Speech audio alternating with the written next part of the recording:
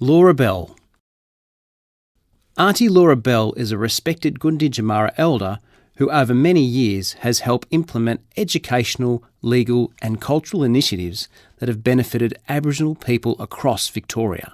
She has been involved with the Victorian Aboriginal Education Association Incorporated for 4 decades, advocating for better education and training opportunities for young Aboriginal people.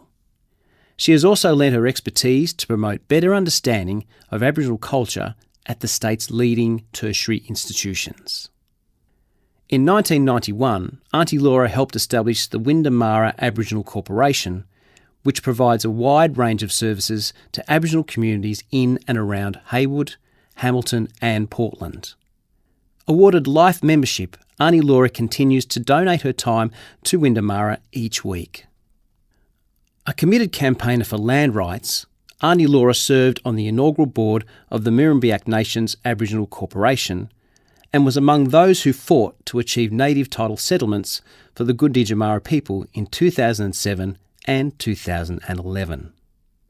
She has been involved with the Victorian Koori Court since it was established and continues to serve as one of the court's most highly regarded elder representatives, as well as a member of the Victorian Government's Regional Aboriginal Justice Advisory Committee.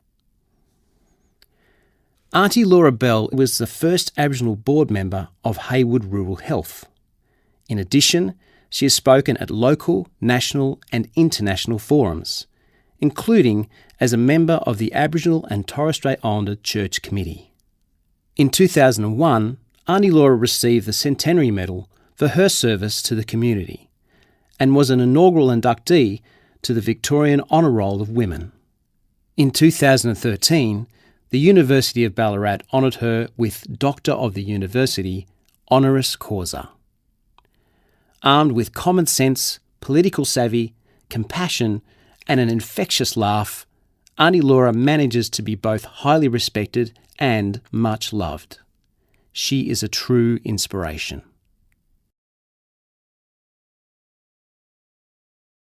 Jock Austin.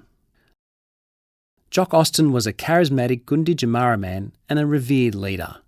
He recognised and nurtured the unique sporting prowess of Aboriginal people and promoted sport not only as a means to improve health and well-being, but also as a way to restore pride and purpose to the lives of the most disadvantaged. A talented sportsman himself, Jock's life was not without its struggles, but he overcame them and was determined to help others do the same.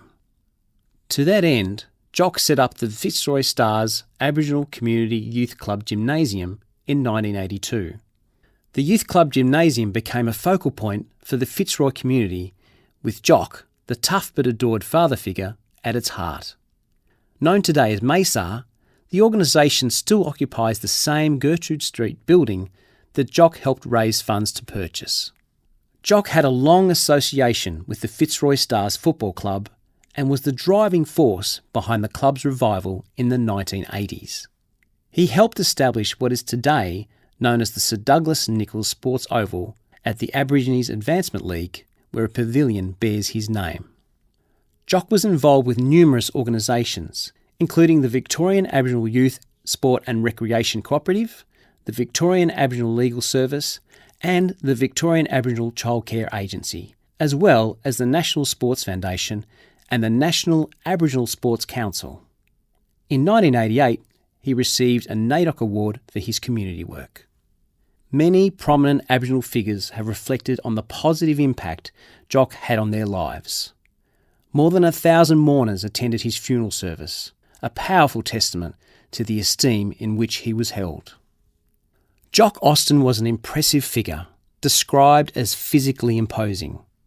Most imposing of all, however, is the legacy he has left behind, one of a lifetime dedicated to helping his people.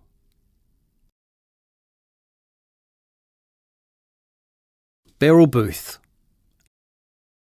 Aunty Beryl Booth is one of Victoria's heroes and has employed tenacity and political nous to advocate for the interests of Aboriginal people over many decades. A Gunditjmara and Gunai Kurnai elder, Aunty Beryl has always done whatever she can to help others. A resident of Traralgon for many years, she supported the local community and reunited Aboriginal families whose children had been removed by the government. She helped set up the first Aboriginal Building Society in Victoria and one of Gippsland's first Aboriginal cooperatives. In addition, she was one of the first Aboriginal teacher aides. Aunty Beryl spent 10 years as public officer at the Kirripjamara Elders Corporation, during which time the federal government recognised Beryl's people as the custodians of land at Lake Condah in Western Victoria. In 1995, Aunty Beryl opened an Aboriginal embassy in her Northcote home. In the role of ambassador, she wrote hundreds of letters to representatives at all levels of government and earned praise from community and political leaders. Aunty Beryl has donated her time to many Aboriginal organisations, including the Victorian Aboriginal Community Controlled Health Organisation and the Victorian Aboriginal Health Service. She has been a member of the Victorian Indigenous Remembrance Committee since it was established. Co-author of the published short story The Tree, Aunty Beryl is also an artist and performed in the Obituary Theatre Company's production of Rainbow's End. As a member of the Indigenous Victorian Aboriginal Reconciliation Committee, she earned an award from the Council for Aboriginal Reconciliation in 2000. Aunty Beryl has a strong connection to her ancestors, and their strength has enabled her to continue the fight for a better future for all Aboriginal people. While she humbly plays down her own contribution, recognition of her achievements is long overdue.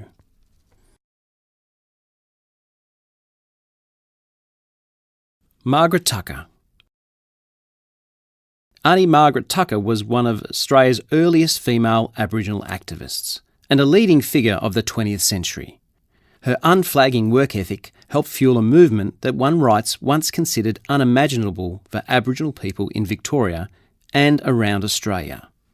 Despite being taken from her family as a child, the Wiradjuri and Yorta Yorta elder rose to become a highly respected community leader. As a founding member of the Australian Aborigines League, one of the first Aboriginal-run organisations in Australia, Margaret helped lead the fight for equality.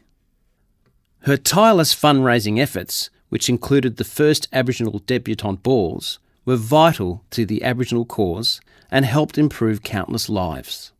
Margaret was also integral to the advocacy work of the Aborigines Advancement League and the Federal Council for the Advancement of Aborigines and Torres Strait Islanders. Adept at working with government, Margaret was the first woman to be appointed to the Victorian Aborigines Welfare Board and the first Aboriginal woman to join the Commonwealth's Ministry of Aboriginal Affairs. She served on the Aboriginal Land Council of Victoria and the Victorian Government's Aboriginal Affairs Advisory Committee. Towards the end of the 1960s, Margaret worked with her sister, Geraldine Briggs, to form the Victorian Aboriginal and Islander Women's Council. Her leadership and support helped establish important Aboriginal organisations, including the Victorian Aboriginal Health Service. In 1968, Margaret was made a member of the Order of the British Empire. Her autobiography, If Everyone Cared, was published in 1977 and is considered an important account of the early policies of child removal. Margaret also features in the acclaimed documentary Lousy Little Sixpence. Aunty Margie focused her energies on creating a more equal and understanding society. Whether through her own actions or those of future generations inspired by her life, she definitely succeeded.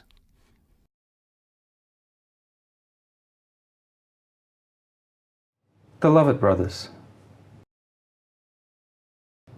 The Lovett Brothers occupy a special place in the history of Australia and the Commonwealth, serving in both World War I and World War II. Their unique family story is a symbol of the contribution that thousands of Aboriginal men and women have made to the defence of Australia, even at a time when citizenship rights were denied to them at home. Alfred, Leonard, Frederick, Edward and Herbert each fought in World War I. Against the odds, all 5 brothers returned home safely. The Great War had been an equaliser of men, as racism had no place in their trenches. However, little had changed in civilian life. 4 of the 5 original brothers re-enlisted during World War II. However, due to their age, they served within Australia. Their younger brother, Samuel, and several other family members also served in Australia and overseas. All returned unharmed, as have all members of the Lovett family who have served in the Australian Armed Forces, 21 men and women in total. As a result of the heroic service of the Lovett Brothers and their post-war activism in support of the proper acknowledgement of the service of Indigenous soldiers, Aboriginal servicemen and women today are given the support and recognition they deserve. Nigel Steele, an historian at the British Imperial War Museum, once stated that he knew of no other record of military service by a single family that matched that of the Lovett family. The building that houses the Department of Veterans Affairs in Canberra was renamed Lovett Tower in honour of the family's distinguished military contribution. The Lovett family are also the first family group inducted into the Victorian Indigenous Honour Roll. The Lovett brothers were descended from a long line of heroic Gunditjmara warriors. Their ancestors saw conflict from the earliest days of European settlement. While there is pain in these stories, they also offer lessons for us all in courage, resilience, and hope.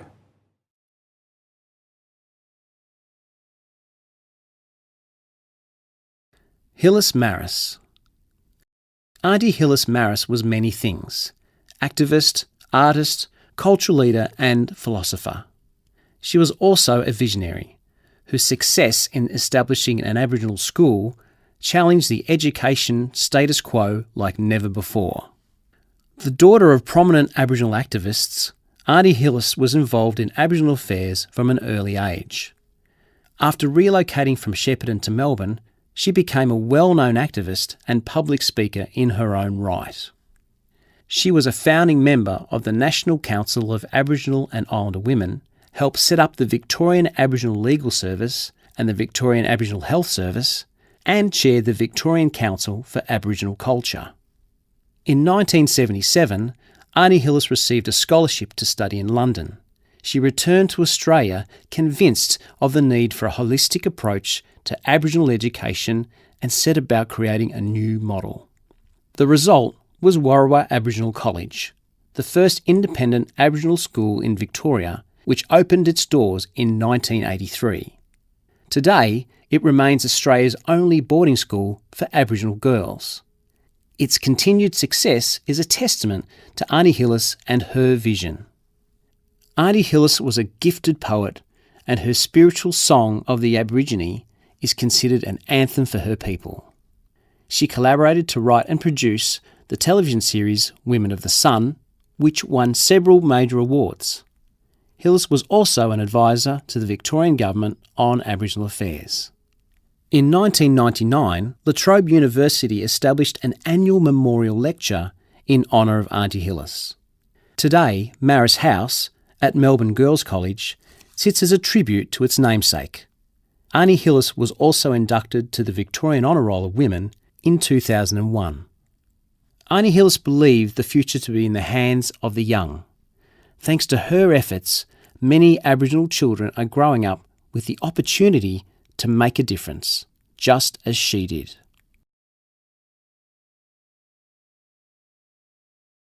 Albert Mullet. Uncle Albert Mullet is a Gunai elder whose devotion to his culture, his people and his country has earned him widespread admiration. He has made significant contributions in areas such as education, land rights and cultural heritage in Gippsland and beyond. A bean picker and timber worker for much of his life, Uncle Albert looks back on his years in these industries with great affection. In 1980, after volunteering to teach Aboriginal culture to students at a school in Bairnsdale, he became a spokesperson for Aboriginal education. Among his achievements, Uncle Albert helped establish the first Aboriginal Studies course in Victoria at Monash University's Gippsland campus and successfully lobbied to increase the number of university places for the region's young Aboriginal people. For many years, Uncle Albert dedicated himself to preserving and celebrating Aboriginal culture. He has brought a wealth of experience to numerous cultural and heritage bodies, including the Australia Council's Aboriginal Arts Board, the Australian Archaeological Association, and the Federal Task Force on Australian Cultural Collections Overseas. He was an elected councillor to the Aboriginal and Torres Strait Islander Commission and has served as an advisor to several government, private sector and community-run organisations on matters of land use. For more than 15 years, Uncle Albert led the fight for native title. It was finally achieved in 2010 when the Gunai-Kurnai people were recognised as traditional owners over much of Gippsland. Uncle Albert has a prominent role on the Gunai-Kurnai's Elders Council. Uncle Albert is a respected master craftsman of traditional wooden artefacts, including shields and boomerangs. These are skills he has passed down to new generations. He is a storyteller who continues to educate and advise people young and old about his culture. Combining wisdom, integrity and fortitude, Uncle Albert is an enduring role model for all. Val May Heap. Val May Heap was a Yorta Yorta woman whose accomplishments in life reflected a desire to give back to her community. Her influence, particularly in the area of cultural heritage, can still be seen today. As administrator of the Ballarat and District Aboriginal Cooperative, Val May was a role model for women of all ages, in the days when female CEOs were rare. With her ability to listen and communicate effectively with the local Aboriginal community, Val May's tenure as administrator was a productive one. She helped develop health and legal services, childcare, cultural and education programs. In doing so, she strengthened the foundation on which the cooperative has continued to build. In 1988, Val May became the first Aboriginal person to be employed by Museum Victoria. She implemented programs that help preserve artefacts, cultural traditions and stories from around the state. She also helped assemble a collection that is exhibited to this day and has educated countless Aboriginal and non-Aboriginal people about the history of Victoria's First Peoples. As part of her work to promote recognition of Aboriginal women, Val May secured funding to produce a number of exhibitions, books and films. She also created her own weaving and textile art while remaining a dedicated supporter of other female artists. Val May was appointed to the Council of Museum Victoria and chaired its Aboriginal Cultural Heritage Advisory Committee. In 1986, she became the first female Aboriginal member of the Victorian Planning Appeals Board. A trust was established in her honour to continue her work. In 2012, she was posthumously inducted to the Hepburn Shire Council Women's Honour Roll. Val May's preference was to work quietly behind the scenes, without the need for recognition. However, just as her contribution to Victoria cannot be understated, nor will it be forgotten.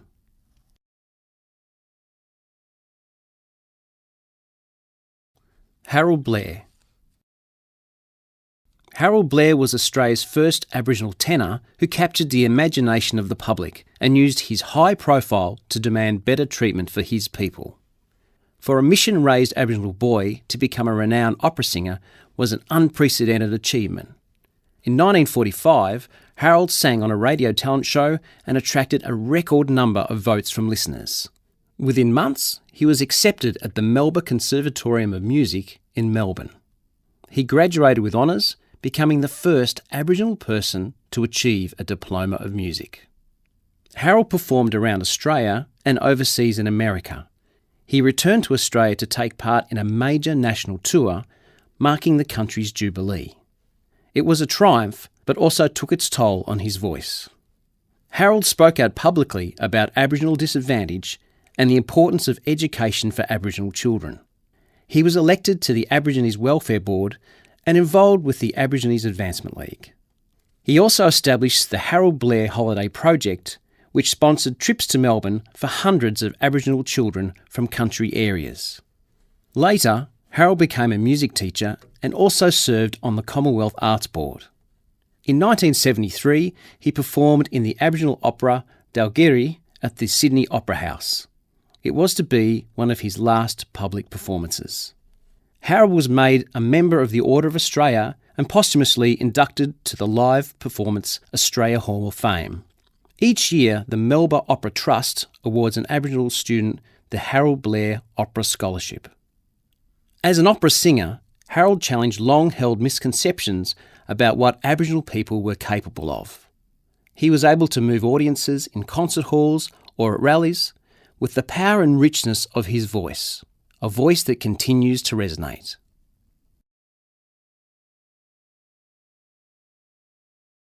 Faye Carter. For more than 40 years, Yorta Yorta and Dja Dja Wurrung elder Aunty Faye Carter has dedicated herself to Victoria's Aboriginal community. Her efforts have helped strengthen families, reform welfare programs, and set the standard for Aboriginal aged care services. Aunty Faye helped establish the Aboriginal Community Elder Service, or ACES. At the time, it was the first organisation of its kind in Australia, and to this day it delivers culturally appropriate aged services to Aboriginal elders. Aunty Faye managed ACES for 16 years, and its success is attributed to her tireless work. She also helped found Australia's first Aboriginal Women's Refuge, and while serving on the board of the Victorian Aboriginal Childcare Agency, assisted in drafting and implementing the Aboriginal Child Placement Principle that governs child protection services in Victoria today. From NAIDOC to the Aboriginal and Torres Strait Islander Commission, Aunty Faye has brought wisdom and strength to roles within numerous peak bodies. She has served on the Austin Hospital Community Advisory Committee, the Kulin Nation Cultural Heritage Program, and the board of the Warrawa Aboriginal College, among others. Although formally retired, Aunty Faye's commitment is undiminished, and she is as busy as ever. She helped negotiate the landmark 2013 native title settlement that formally recognised the Dja Dja Wurrung people as traditional owners of the lands in central Victoria. She also has an ongoing role in the Aboriginal Family Decision-Making Program, which aims to keep young Aboriginal people safe and connected to their community. In 2001, Aunty Faye received a Centenary Medal. She was also inducted to the Victorian Honour Roll of Women in 2004. Whether she is working for government or a community-run organisation, Aunty Faye always strives to achieve the best outcomes for Aboriginal people. Many have lived healthier and more prosperous lives because of her.